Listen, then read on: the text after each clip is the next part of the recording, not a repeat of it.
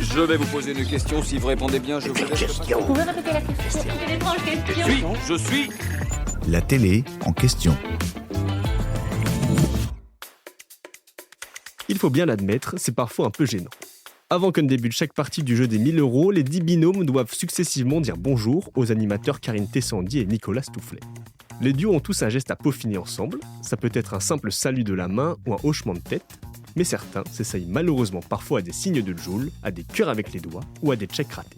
Bon, même si ce n'est pas si dramatique que ça, et que ça peut parfois même prêter à sourire, ce premier exercice introductif montre que certains binômes ont encore du chemin à parcourir avant d'être réellement complices. Et pour cause, ils ne se connaissent pas avant de participer à l'émission diffusée sur France 3.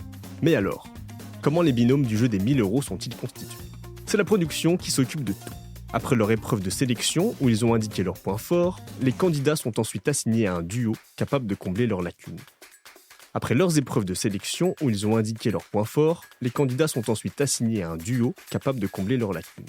Ainsi, si l'un est très fort en histoire mais très moyen en sport, il sera probablement avec un profil qui sera tout l'inverse.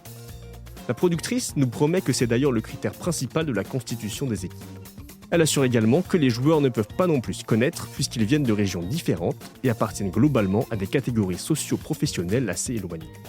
Elle réfute, par la même occasion, le fait de vouloir absolument créer 10 duos de niveau équivalent. Ce ne serait de toute façon pas vraiment possible.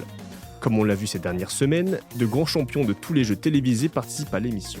Ça a été le cas de Céline, 7e au classement des 12 coups de midi, de Grégory, le recordman de Tout le monde a son mot à dire, ou encore de Nicolas, le plus grand candidat de questions pour un champion. Tous ont brillé dans le format de France 3 et ont donc entraîné avec eux leur binôme. C'était le cas de Céline, 7e au classement des 12 coups de midi, de Grégory, le recordman de Tout le monde a son mot à dire, ou encore de Nicolas, le plus grand candidat de questions pour un champion. Tous ont brillé dans le format de France 3 en entraînant avec eux leur binôme. J'espère que cet épisode vous a plu. Si c'est le cas, abonnez-vous sur votre plateforme d'écoute préférée pour retrouver de nouveaux épisodes chaque semaine. Et si vous en voulez plus, découvrez aussi le ciné en question et les séries en question sur les plateformes d'écoute et téléloisirs.fr.